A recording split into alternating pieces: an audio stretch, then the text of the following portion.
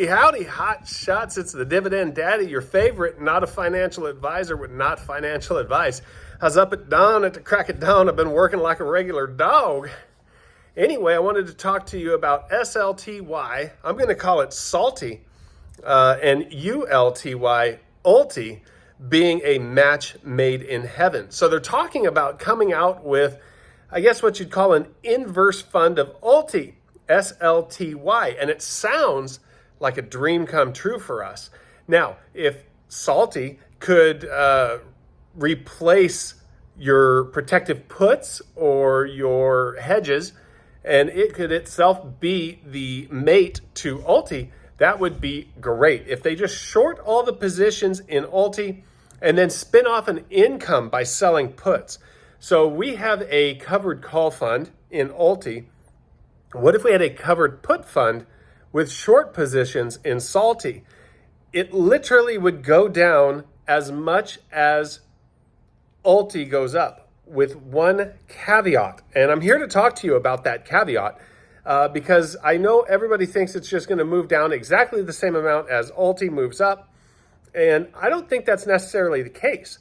So what I have already talked to you about before is the shortcomings of a covered call position is that your gains are capped. Your gains are capped by whatever the strike price is that you sell your call at, right? If you have a $20 stock and you sell a $22 call, if you collect a dollar premium, then your max gains on that position is $3 because you've got the $2 increase in share price plus the dollar you collected in premium. So your max gain is 15% on that position. I think the same is true about a short position. Now, I have been dealing in options for a long time, but sometimes these strategies still seem a little bit abstract. It's hard to contemplate on them and think of them without seeing the numbers on paper. But essentially, if you short a stock, you sell a stock that you don't own, hoping to then later buy it back at a lower price. So basically, instead of buying low and selling high, you're trying to sell high and then buy low. That's the purpose of a short position. Now, in this case, a short position would be to compensate for your long position. So if you had two different accounts, you had two different brokerage accounts, and you bought a stock for $20 and it went up by $2, you'd make $2. If you shorted a stock at $20 and it went down by $2, you'd make $2, right? That's how it works. So you're betting on a stock going down instead of a stock going up. Now, on the inverse, if you buy a stock, you go long a stock at $20 and it goes down to $18, you lose $2. If you short a stock at $20 and it goes up to $22, you lose $2. Now, when you short a stock, you're borrowing shares from the brokerage to sell that maybe they got from another long position. And you're going to have to pay margin on that position, as far as I know. Maybe there's a way around it, but as far as I know, you're paying some sort of margin on that position because you're borrowing the stocks. So you don't want to just short it forever. Plus, your risk when you short a stock is infinity because a stock can go up unlimited amounts. Now, it's not really going to in practicality, but it can. When you buy a stock, your loss is limited by the amount that the stock costs. So you literally could lose more than you have invested if you short a stock. You typically can't lose more than you have invested if you buy a stock, unless you're operating on margin. So that is one risk, is that the stock goes up like crazy and then they lose a bunch of money because they had shorted this stock. Now, if you own ULTY and the stock goes up like crazy, you know your gains are capped. So when you lose an infinite amount over on SLTY, it's not exactly equivalent because your gains were capped over on ULTY. So when you lose $20 on a stock in SLTY, you're not going to make up for it in ULTY because once it goes up that $20, it's going to get called away or they're going to have to roll their call out at a loss. And so they're going to not make the full gain. I believe that the same is true when it goes from ULTY to SLTY. So if a stock goes down by 50%, if they're trying to generate an income on SLTY, they're going to have been selling covered puts the same way that we sell covered calls in ULTY. So essentially, if they bought a stock for $20, they would sell a put for $18 and then generate an income off of that. So the only profit that they could make was the premium that they got from selling the put and the $2 spread from $20 down to $18. So your gains on SLTY would be limited by the puts that they sold to generate the income. Your gains on ULTY would be limited by the calls that they sold in order to generate the income. So if a stock goes up very rapidly, which is possible with the volatile stocks that people are investing, that ULTY is investing in, like Palantir. Palantir goes up like crazy over the last several months. So obviously SLTY, if it was short Palantir, would be in a little bit of a pickle.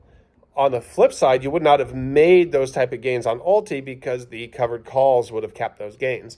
So if you have Palantir in ULTY and it goes down by 50%, you're going to lose 50%. Now, they do have some protective puts, and maybe SLTY would buy some protective calls.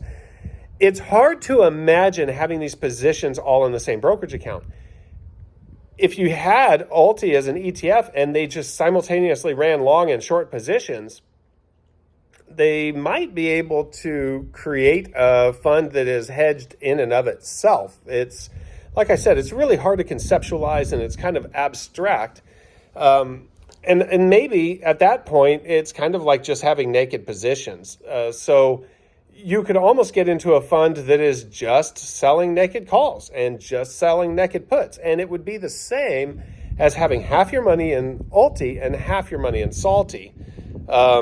But I'm not quite sure. We would really have to watch some of the performance and see exactly how the values correlate.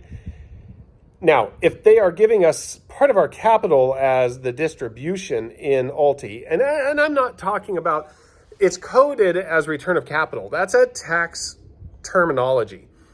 So people are coming around here and they're saying, oh, it's return of capital, it's return of capital, it's return of capital. They're just giving you back your own money. Well, yes, as far as the taxes are concerned, it seems like they're giving you back your own money, but the reality is they're buying down your cost basis. They're supposed to be earning money from the covered call premiums each week, and that's what they're paying out to us.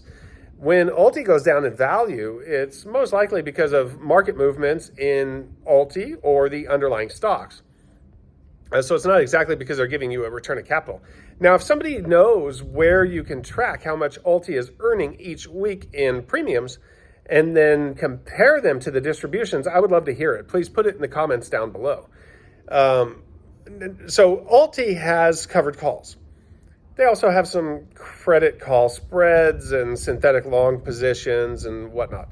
But they have protective puts. If SLTY were to try to have the same type of situation going on, they would short a stock, they would sell a put to generate premium, and then they would buy protective calls. So still, your losses on ULTY could be capped if they were operating the same way as ULTY, except in the inverse. Your losses could be capped by the calls that they were selling and holding. Your gains would be capped by the puts that they're selling. The calls they're buying and the puts they're selling. The same way ULTY has your gains capped by the calls they're selling and the puts they're buying protect them from major losses. So if you owned both of these things, I would like to think that they would be like mirror images and you could just earn an unlimited amount of income and always have a stable principal value. That would be amazing. If they were paying out 80% on SLTY and 80% on ULTY, and they were exact mirror images of each other, and so you could keep your NAV level and just rebalance the two funds every once in a while, that would be amazing. But I fear that in major market movements, you would still see losses. If there was a market crash, I think that your gains on SLTY would be capped. And so ULTY would lose money, but SLTY wouldn't make as much. And in major bull runs, your gains would be capped on ULTY, and SLTY would have bigger losses. So even though they sound really good, and maybe in choppy market conditions, it would work perfectly. And I do think that it would cushion some of the blow if there was a bear market and ULTY was losing money. I think that SLTY would be making money. I just don't think it would make as much. If there was a bull market and SLTY was losing money, I think ULTY would be making money. It just might not be as much as SLTY is losing in those circumstances. Now, would the distributions be enough to make up the gap? My hope would be yes. But obviously, we can't tell the future, and you better vet before you bet. All right? So this is not financial advice. I can't tell you what to do. If SLTY comes out, I'm going to buy it.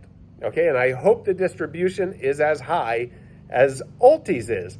And then I will have two funds that kind of work opposite of each other, both generating me a huge income. And I'll hope that that income will compensate for the differences in gains versus losses on the two funds that you would see in major market movements. All right, DGens, I'll talk to you later, but I really want to hear your comments down below. I want to see what you think about SLTY and ULTY together as a pair. I want to know if you think that I'm right. I want to know if you think that I'm full of crap. Put it all down below. I'll see you later.